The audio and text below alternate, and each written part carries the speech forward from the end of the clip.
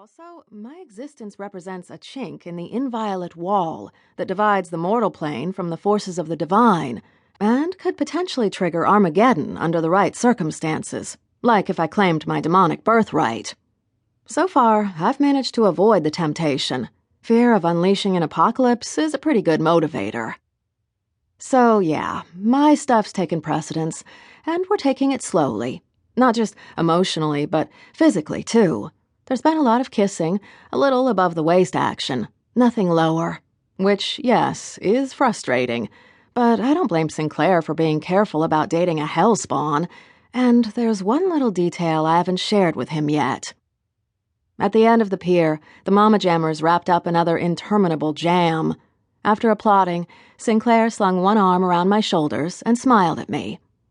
"So, what do you think? You gonna come back to the house tonight and hang out? Spend some time with the guys?" I smiled back at him. "Oh, I don't know. I don't want to get in the way of guy time." "I wouldn't ask if I didn't mean it, darling." Sinclair delivered the line in the lilting Jamaican accent that charmed the tourists.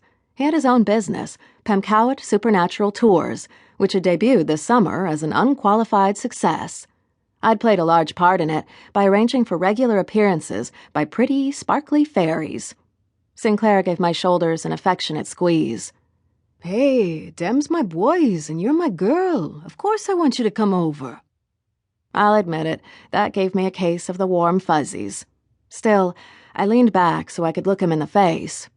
"Oh yeah? What have you told them about me?" He pursed his lips, which, by the way, were nice and full and highly kissable. Let me state for the record that Sinclair Palmer is a bona fide hottie. He falls into that elusive sweet spot between handsome and cute, with cocoa brown skin, high, rounded cheekbones, an infectious smile, and Tour de France-worthy thighs. "Honestly? I thought I'd let them get to know you before I sprang it on them, Daisy," he said in a serious tone, dropping the accent. "Do you blame me?" "No," I admitted. "Not really." "So come over." He gave me another squeeze, his smile returning. "Ain't no big thing, girl. We'll put some steaks on the grill, drink a few beers." He paused.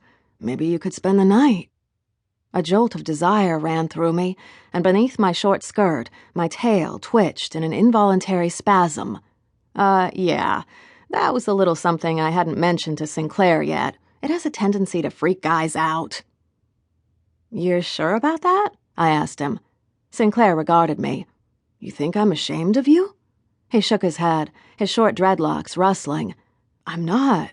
We don't have to do anything, Daisy. Look, I'm not saying it's time to get it on. Not tonight, not with the Mama Jammers crashing on my living room floor. That's not what this is about." His gaze was steady and unflinching. "I just want you to know I want you there. And I want them to know it, too." My stomach did a somersault. I didn't pack a toothbrush." He raised his eyebrows.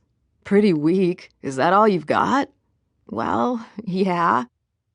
The Mama Jammers launched into another song, which sounded pretty much exactly like every other song they'd played. This would be their last number, since Union Pier closed at sunset. On the far side of the river, the sun was sinking below the tree line, gilding the rippling water. After a day on the big lake, sailboats and other pleasure boats were easing upriver, making their way back to the marinas for the night.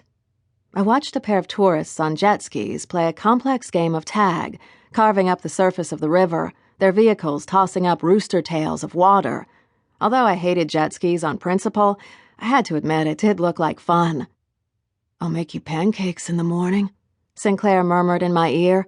"I make a mean pancake." "Yeah?" "Mm-hmm." He sounded amused. "And I'll even let you use my toothbrush, too." It was at that exact freaking moment, when I was feeling good and happy and sexy and melty and excited and wanted and trepidatious and a bazillion other things, most of them nice, that my phone rang. I fished it out of my bag. "Sorry, I've got to take this." "Work?" Sinclair asked. "Looks like it." Technically, I'm a part-time file clerk at the Pemkowet Police Department, but as Hell's liaison, I assist with any issues that might involve members of the Eldritch community.